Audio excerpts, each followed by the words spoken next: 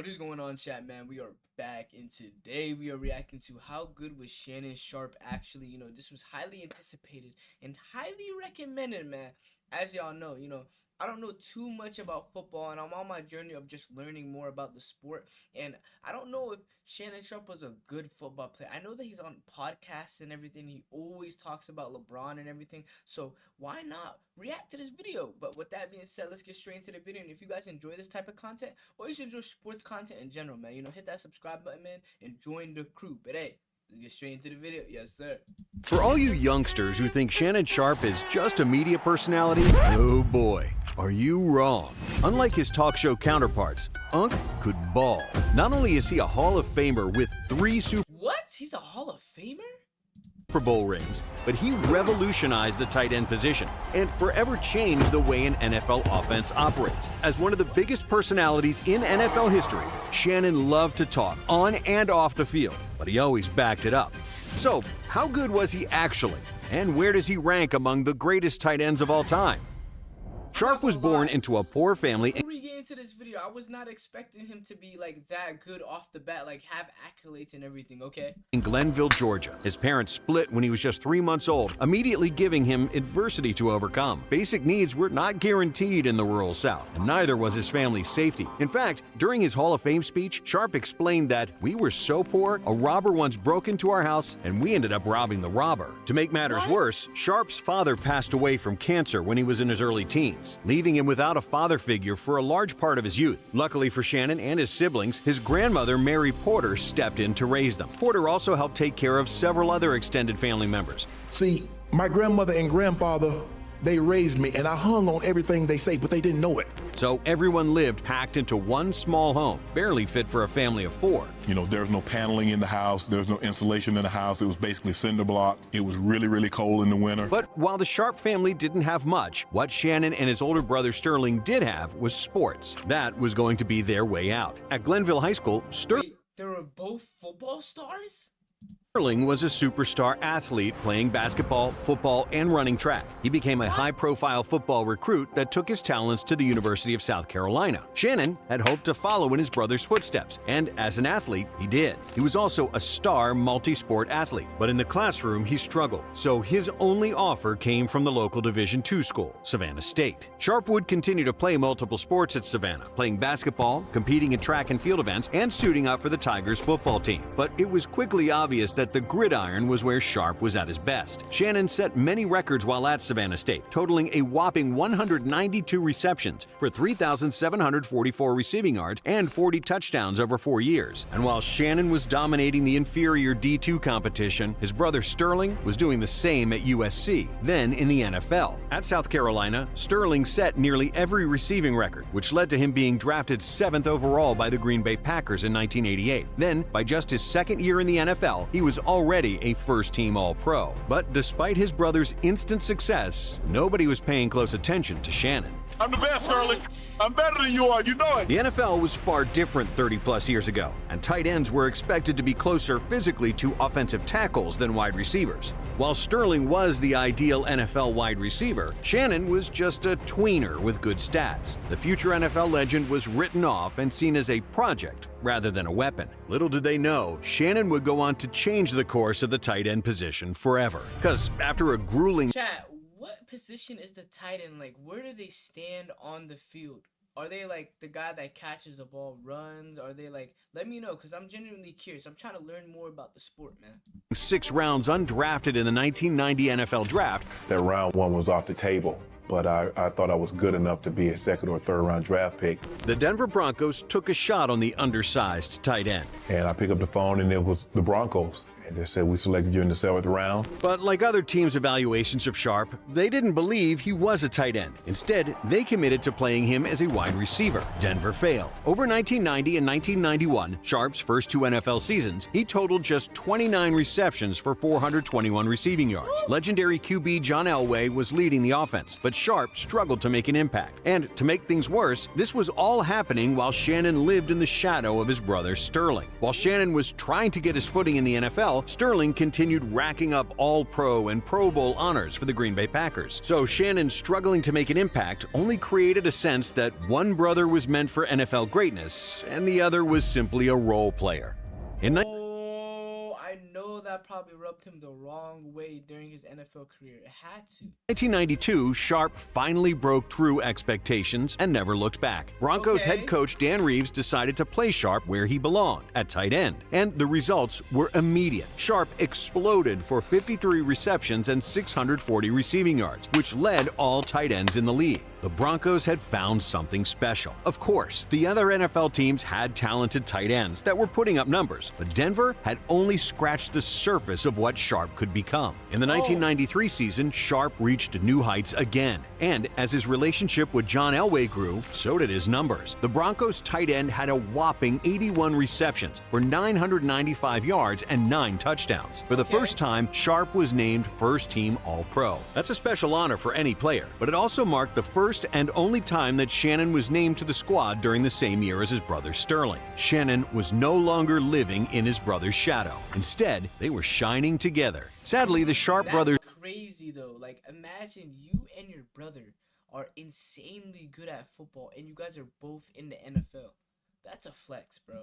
Didn't get a chance to complete that feat again after Sterling suffered a career-ending neck injury that forced him into early retirement. Sterling's career was robbed from him after just 7 NFL seasons. It was a gridiron tragedy that Sterling, who looked destined to be a Hall of Famer, could not keep playing in the NFL alongside Shannon. But I played football because my brother played. And man, it broke my heart when he said it was over. As heartbreaking as Sterling's injury was, it only added further motivation for Shannon. The Broncos tight end was dedicated to representing the Sharpe name, and he would eventually get the chance to honor his brother's playing career with the ultimate tribute. However, Sharpe was still relentless in pursuing his ultimate goal of winning a Super Bowl title. By 1995, the Broncos had built a team that could match up with anyone offensively, and it was time to take advantage of that. But it didn't come easy. The Broncos struggled in the 95 season under new head coach Mike Shanahan, failing to make the playoffs at 8-8. Frustratingly for Sharpe, the Denver defense let them down on several occasions, while the offense finished third in the NFL in total yards. Even worse, Sharpe missed significant time due to an injury for the first time in his career. The Broncos tight end only started 12 games, but still scored 4 touchdowns and totaled 756 receiving yards, the second most of any NFL tight end that season. Performing at that level while injured only further proved Sharpe's talent and toughness, and he was rewarded for playing through injury, as he was named to the Pro Bowl for the 3rd consecutive year.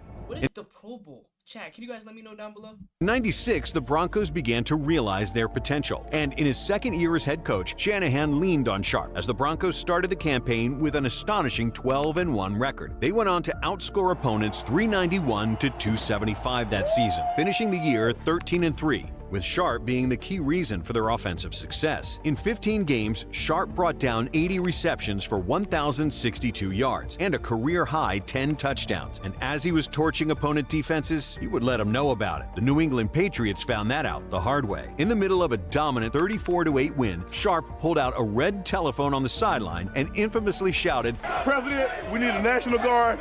We need as many men as you can spare because we are killing the Patriots. Unfortunately, There's no way he did that mid-game. Bro, nah. Okay. I see the type of player he was. Okay. trash talking can come back to haunt you. And for Sharpe, that season, it did. While the Patriots would go on to play in the Super Bowl, Denver suffered a shocking 30-27 upset to the Jacksonville Jaguars in their first playoff game. Sharpe and the Broncos were back to square one. Over that 96 season, they had become the team to beat in the NFL, and getting beat in the first round of the playoffs wasn't part of the script. Considering that John Elway was now 37, time was running out.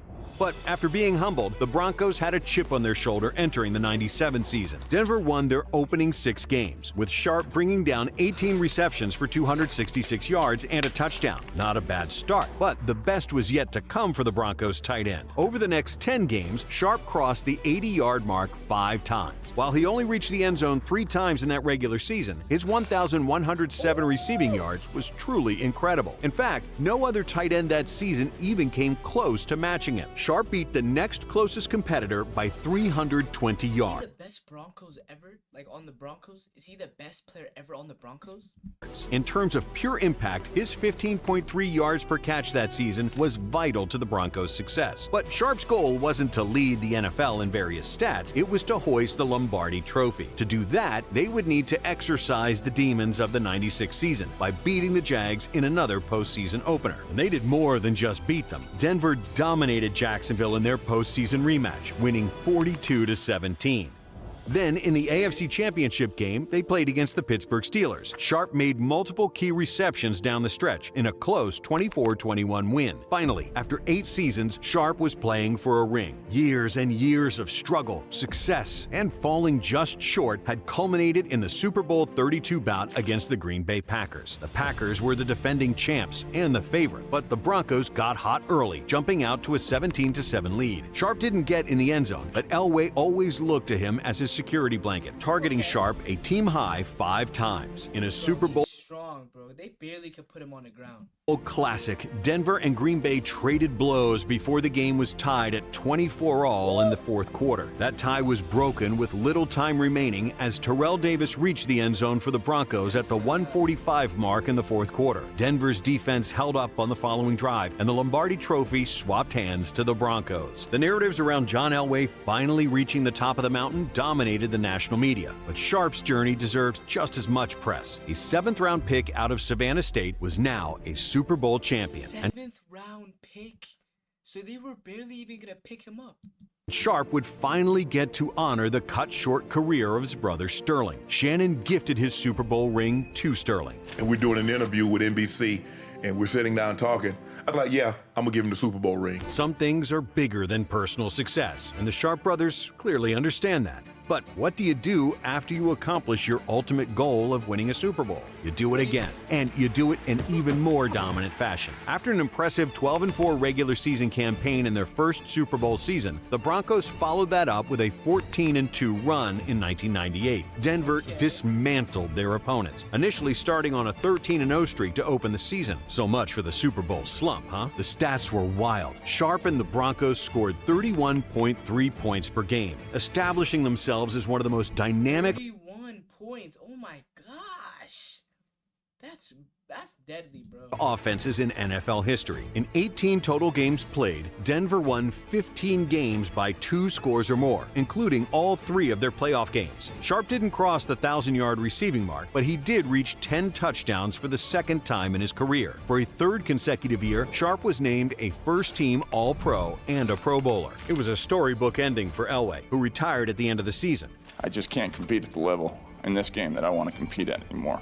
For Sharpe, that was a huge deal. The only quarterback he had ever really known in the NFL was gone, and now the Broncos had to start again with someone new. And unfortunately for Sharpe, it just didn't pan out. He had multiple injuries in 1999, limiting him to just 5 total appearances. By the following offseason in 2000, the 4-time All-Pro was a free agent, and he was going to take his talents elsewhere. After 10 seasons in Denver, Sharpe joined a talented Baltimore Ravens team for the 2000 season. The Ravens boasted 2 legendary running backs in Jamal Lewis and Priest Holmes, but sorely lacked a downfield threat. So that's where Sharpe came in. Baltimore prided itself on its defense, but Sharpe took them to a new level on offense, and the numbers prove it. The veteran tight end led the entire squad in receiving yards and receiving touchdowns, with 810 yards and 5 scores. The Ravens went from an 8-8 team in 1999 to a powerhouse that finished 12 Instantly turned them around. Oh my gosh.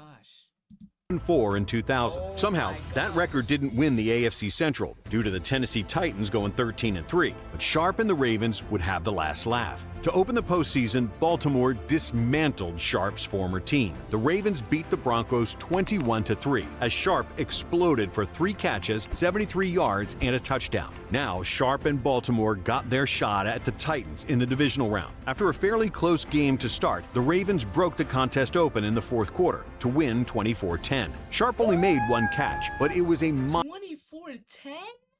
monstrous 53-yard grab that was a huge momentum shifter for Baltimore. And that huge catch against the Titans was a foreshadowing of the AFC Championship clash with the Oakland Raiders. In a 16-3 victory, Sharpe made the most famous play of his career. First, catching a pass at the Ravens' 12-yard line, Sharpe ran all the way down the field for a 96-yard touchdown. It was the 96 6 yards. That's basically like, what is that even equivalent to? But that's bad, bro. That's a crazy highlight right there. The only touchdown in Baltimore's victory and the longest score of Sharpe's career. After 3 exceptional games, Sharpe had once again reached the Super Bowl. Sharpe made just 1 catch for 5 yards in the big game, but Baltimore defeated the New York Giants 34-7 for the team's first ever Super Bowl victory. Sharpe would spend 1 more season with the Ravens, going for 811 receiving yards and 2 touchdowns in 2001. He was named to his final Pro Bowl that season, marking his 8th appearance. The Ravens would not replicate their previous postseason success, losing in the divisional round. And as painful as it is to say this, they have a better football team than what we got. But Sharpe had made his mark in Charm City and had a Super Bowl ring to show for it. To wrap up his career, Shannon returned to Denver. To no one's surprise, he was still a massive problem for opposing defenses. Over 28 games in his final 2 years, Sharpe racked up 1,456 receiving yards and 11 touchdowns. Tight ends today are some of the most game-breaking weapons in the NFL, combining speed and size to create the ultimate mismatch. They have Shannon Sharpe to thank for that, being arguably the most influential player to ever play that position. To this day, Sharpe is still top 5 among tight ends in receptions and receiving yards. He is, without a doubt, a top 5 tight end in NFL history. His legacy was cemented in 2011 when he was inducted into the Pro Football Hall of Fame. His presence on television and social media has made Sharpe more famous than ever. Even people who don't watch football know who he is, thanks to memes and clips of Sharpe doing his thing. But it's important to remember why he was put on TV in the first place. It's because he always has had the game to go along with the gab. For more of the best NFL content, be sure to Okay, chat. I'm not gonna lie. This kind of surprised me. I wouldn't expect this from Shannon Sharpe. You know, I thought he was just a good NFL player, at least like a pretty good. I didn't know he was a legend, a Hall of Famer. And, you know, I found him out from ESPN, you know, just talking about LeBron and everything. So this is crazy, man. But, you know, this is the end of the video. So make sure to like, comment, subscribe, man, and recommend me some more stuff to react to, because this was an absolute banger, man. But hey, I'll catch y'all next time. Yes, sir.